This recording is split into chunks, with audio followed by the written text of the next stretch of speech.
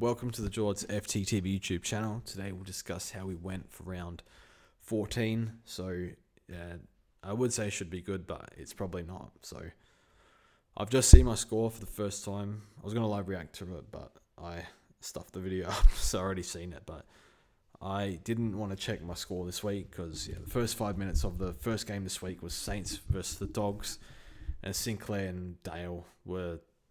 I think they had 15 touches in the first 6 or 7 minutes between them. So I was like, I don't really feel like watching football. And I have too many players that are annoying to own. So I think at this stage, I'm probably going to watch less football, but still watch the Crows who lost, unfortunately. The less I say about the coaching, the better. I like our players, I really do. I think close games we don't really know. Players don't really know what to do or how to win because I don't think the coaches are doing the right thing by them. I think it was on Sunday Footy Show. They just pretty much highlighted how Sam Mitchell beat Nix badly in the box. So you can watch that if you are interested in that, which you're probably not. But yeah, it's a bit annoying the Crows lost. But yeah, 1981 this week, ranked 2.8k. We're going to struggle to stay in top 5k this year. So this is our worst year for sure. This year, we can rectify it by using trades, but there are still 10 rounds to go. That's a very long time. But we do have 23 premiums this time around. Well, we will have 23. So there's a little bit to think about. I'm almost tempted to double sideways and keep Sheldrick as a 23rd. Just to have better quality players. I'm thinking about it. It's a little bit of a don't give a shit move. Like, I think in this game, I always sort of play to defend the rank. So I might just it's probably the best thing for me to tank. I think, play for the ceiling. I think if we tank, we tank. I probably need it because I've been playing 8 years, and our worst rank in 8 years has been 2.1k, and that was because Walsh was a laid out in the last round. Otherwise, everything would have been inside top 2k. It's just shit like that. Why should I care about that? Let's just make moves, because there's too many antipodes we don't have. Max Holmes killing us. Sinclair's killing us. Nas killing us. Whitfield's going to start killing us now. He's back in defense. Dale's killing us. Horn Francis is going to kill us. And who's really killing, obviously, is Max Gorn is fists up and some every week with that bloke. Midfield, I think there's a lot of even Chera's sort of annoying non-own, and I realized pretty quickly when I traded him, I hate this non-own because he just never gets tagged. It's the same thing every week, and they've had Essendon, North, West Coast in a row. I think they got North this week, so yeah, easy fixture for them. Holmes fixture as well. Probably didn't respect the Holmes pick enough. I think a lot of that is I live in 2024 a little bit this year, like Dunkley pick and Sarong early, who was good, really good this week. We'll touch on him, but Holmes' midfield numbers weren't that good. He were in the 90s last year. I think even potentially low 90s, high 80s sort of range when he actually got CBAs. And that was sort of in our mind with the Holmes pick, but now he just developed, and that inside-outside balance he's got, and you get so much outside ball in the easy run and running bounces. So he's got a few extra scoring avenues than your typical inside mids. But yeah, I think the one that's Gorn's the worst antipod. I think Sinclair and Whitfield are going to be equally as bad. Just because Sinclair's 90% owned and Whitfield is he did 125 post buy. If he can get within 5 points of that, we're in big trouble. So we've got to figure out what to do. But yeah, this week didn't watch a whole lot of footy. It's too many antipods, so that's how it goes. Yeah, so we actually this crap score. We got a McCarthy 130 and Carroll's 82 counted over McKercher for us. So McCarthy was supposed to be Johnston. So what happened was, I had Johnson loaded, and then I saw Huswaite was named, so I was like, maybe we'll just get a Huswaite score and just leave it there. that was the plan. If Hustwaite does bad, we'll turn McCarthy back into Johnson. I didn't want to open that, but I was like, stuff this. And then I was on the phone, I'll check in our Discord. I gave him, speaking quickly on the phone, telling me I'm bad at SuperCoach. It seems to say that a lot lately. He's not wrong this year, but yeah, I was like, on the phone, I was like, oh shit, the game started. Didn't even realize. I think it was the Saturday afternoon. And then I checked my team. I was like, wait, where's Johnson? Like, he's cooking. Like, where is he? This is about quarter time. So I was like, oh shit, I forgot to reverse it. So I was like, okay, another reason to not watch footy. And then turns out I got 50 points. So, like, yeah, luck is a part of this game. And it's like, if you're looking at this, people that feel McCarthy, you're just shaking your head. Like, it's such bullshit. And to be on the end of it is fine, but I don't really deserve it. And yeah, there's part of me that I just want to take my rank so I can just not care about what I rank every year and just go for the ceiling. Like, better to finish first and then 5 to 10k or finish top 10 and then 5 to 10k every year than just to finish like flat between 300 and 2k roughly. So but yeah, so I didn't see a lot. Yeah, it's just like the five defenders are going to kill us that we don't have, and like we have a day like Clark is fine. He's not a massive accumulator, Clark. He doesn't get mass kick-ins. If he was getting more kick-ins, he could probably go. But I'm sort of thinking, like, he's 106, 107 at the moment. And that's probably what he is. He's been doing better lately, so we'll see how that goes. Essendon this week, but we'll see how it goes. I only saw the last 5 minutes of this game, so North game. So McKercher, second quarter, started raining, and he went away. Had 27 touches, but yeah, Sheasel playing inside mid. That's kind of where we want him. So he's sort of a target now if you don't have him, because yeah, he's playing inside mid. Not like this. Richmond Collingwood played him forward in the first quarter of the West Coast game. Played forward. They put him in the midfield, and he just like plays unreal. Clark is like, oh, maybe we need our best player around the ball, not stuck in the forward line. So that's good. Yeah, McKercher, like any other year, like cheap D6s have been fine. This is not the year for like a cheap D6. Maybe a cheap mid, because like a lot of the really good mids are sort of pods, like your McLuggage and your Richards. But yeah, this year there's just no room for a defender that could do in the 90s. So look, he did 105 last year. Is that gonna translate? I mean, I hope so. We'll see. I'm slightly worried though. Mids like Bond, absolute terrible trade in. He's lost 42k. Like, we do not, like, it's been hard to find that money. But yeah, this year, like, our cash was as good as it could have been, I think, throughout the year. We missed Long, Reed, and O'Sullivan early. Apart from that, I think we've done a really good job with cash. But otherwise, it's not been good. Dawson was good. Butters take 100. I only got tagged by Viney. Sarong. This is the first 120 plus we've got from Sarong, and we've had him for 10 weeks. But he hasn't really given us any bad. I think he's given us 180, but everything else has been like low tons, an 80 to 97. It's just been low ton. Then he pops against North, so and the run's pretty good. There might be a Winhager here, like who knows who they go to. I was watching a clip of Sarong this week, and he was talking about, I think it might have been Backchat, the WA pod. So, and he was saying about like he likes to build Lego in his like spare time as a form of mindfulness. I was like, and he went into the Lego store. And it's mostly all like grown on, like older, like adults there buying it. So I was like, you know what? It's actually not a bad idea just to relax, get away from screens, whether it's TV, computer, phone, whatever, and let's get some Lego. So I'm thinking, look, I didn't really have a goal in mind. I just wanted to have a look. So I went to Westfield Marion down in Adelaide, down south, and there's a Lego store there. So I went in there and I'm like, yeah, I'll see what we find. Like maybe a car or something was kind of like my only expectation of what I thought I might get. I start looking around and I see a big Avengers tower. I'm like, oh, that looks pretty cool. I never really got into superheroes, and then started looking at it, looked at the price.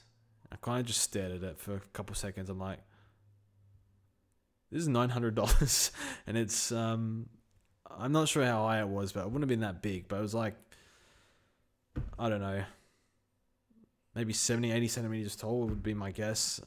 And like $900. I'm like, okay, that's ridiculous. Then I thought, okay, let's find another price range. So looking at the cars, I remember I would have got a car for Christmas like 15 years ago, like probably earlier than that, maybe 20 years ago. And I'm thinking, okay, we get like a small car or whatever. And I think there's a white car. I don't remember what brand it was. And I'm looking at it and looking at the price. I'm like, yeah, we're not buying anything here. I think it was $300, $250, $300. So looked a bit more. There was like some Nintendo stuff, some like Spider-Man stuff. Not Spider-Man. It was I think it was Marvel or Avengers. I don't know my superhero stuff. And yeah, there was like some Sonic stuff. I loved playing Sonic the Hedgehog growing up. And there was like a small Bowser, like this big, like on a cart. It was $50. I'm like, this is insane. Like, this is an expensive hobby. Like, I'm a sales rep. Like, this is not in my price range. I have no issue people that want to spend money and enjoy their money at all. I think you should, because you can't take money to the grave. But that's, yeah, this is for doctors, lawyers, and athletes. This is not a cheap hobby. So, yeah, someone in Discord bought like a Bowser that was probably like this big. I don't know, like 30 centimeters high, 30 centimeters wide is $400. And I want that, but I'm not paying $400. That's enough on Lego, but I had no idea how expensive it was. Broke as hell saying about can't afford shit, but man, yeah, they're making a killing. Old Lego. What they're talking about is strong. Yeah, it was good. I watched a little bit of this game because I needed Jeremy Cameron to kick 7 goals. Did ladder, so it was a good price, but he did miss from 3 meters out. So that did cost us in the 4-figure range because it was paying 26, but that's how it goes. But regardless, Merritt fought through the tag a bit. Yeah, Martin VC just thought he'd play inside mid, but I can't even remember because I was sort of watching in and out. Sherry 105 crap. Got TDK this week. I think he's got some good matchups. I think the problem with the Dogs is he just gets sharked. And Rowan Marshall, seriously. What's his average in my team like? It'd be in the 60s, I reckon, over 3 weeks. Let's look at a 3-round average. 74. Oh my god. And he had a bad buy for us. So that was a bad trade in. TDK's gone 140, 120. Not much else to discuss. 13 minutes. Alright, let's put this shitty team on the field. Nick can go there. Shelter can come on the field. We got 9 mids. Alright, so what are our problems here? These 3 down here is a problem. That needs to be Whitfield, Sinclair, Nass, Dale Holmes. Needs to be 3 of them. How much is Whit? We can't go with the buyer. 96 break even. So he's a good price. Like that's West Coast post buy.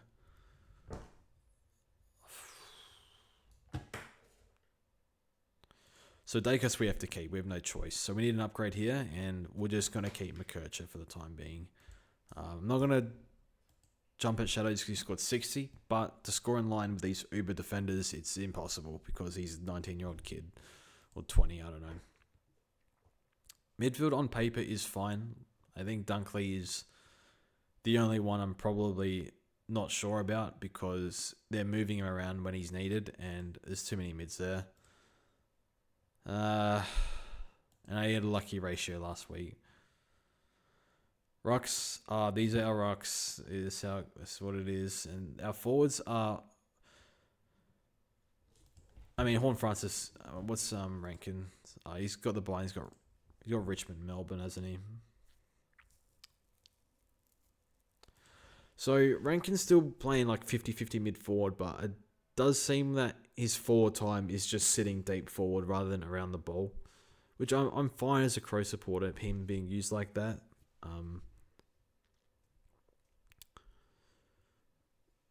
For Supercoach, no good. So his 5 round would be terrible. I mean, I don't think we sell after bad patches, but Horn Francis for average, like it's just not. He hasn't done for 1, 2, 3, 4, 5, 6 weeks.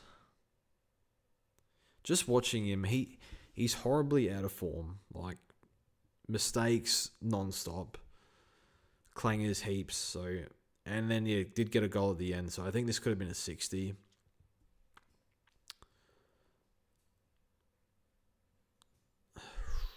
So we need 2 trades to get.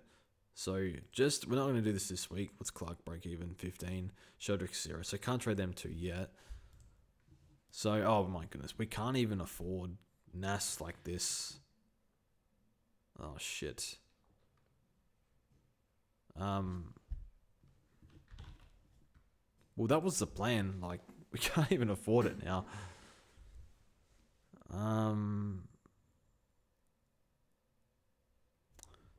We're in trouble here. How many trades do we go down to? That's the question. Well, the plan was 4. Now we can't even do this in 2 trades. I'm hoping next week because, I mean, Clark scored 20. Of course he did. When we needed him. What's Carroll? He might actually make some money now. The Philippou and Lindsay dropping 50k together on the same week was brutal. What do we do?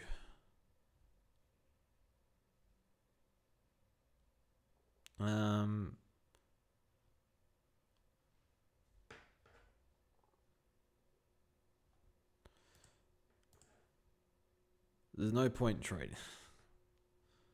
How many premiums? 5. Call McKercher that. 6, 7, 8, 9, 10, 11, 12, 13, 14, 15, 16, 17, 18, 19. 19 should be fine. And then next week... Wait, what was in the Sire break even? Like, one of these games, he's not going to clang everything. He's fire 90.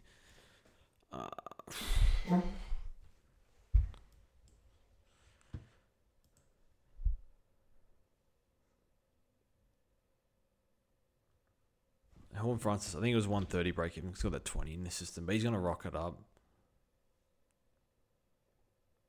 It might be Horn Francis we go for.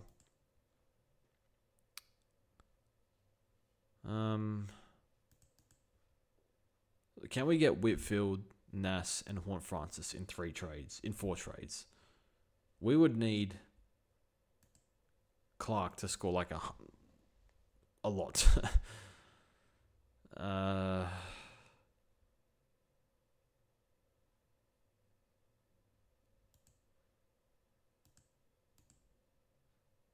What do we do?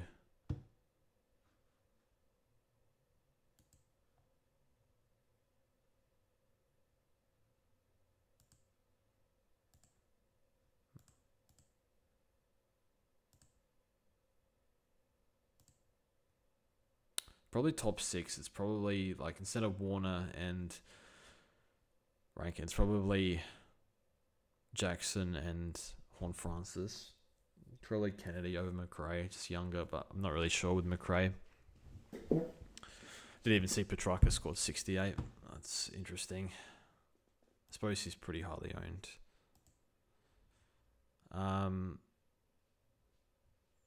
We don't really have the trades to do anything. Like, we could just do this.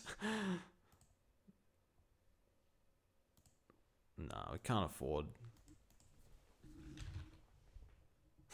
Can't do this. This is ridiculous. No. Oh, hang on.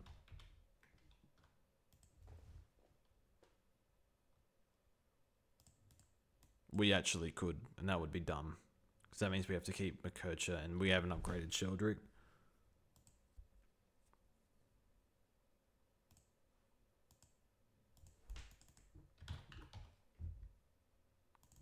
Say we did.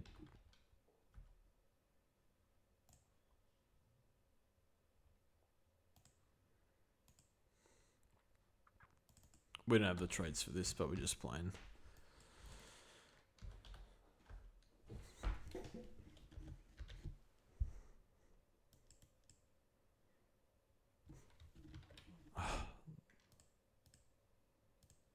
Say we did that.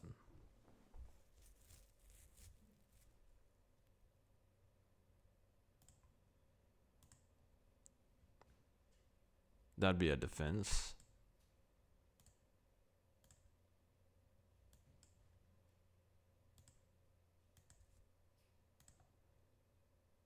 We just keep Sheldrick as the 23rd. Like, 4 trades with Sheldrick and McKercher.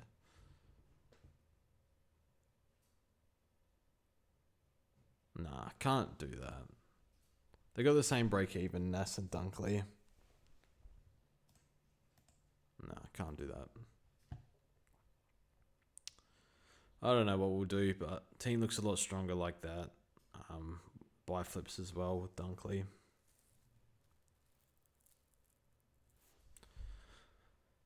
Not sure. Yeah. Shouldn't put too much thought into this team, but yeah, probably won't do that. Don't have the trades for that. Anyway, thanks for watching, and we'll see you guys in the next one.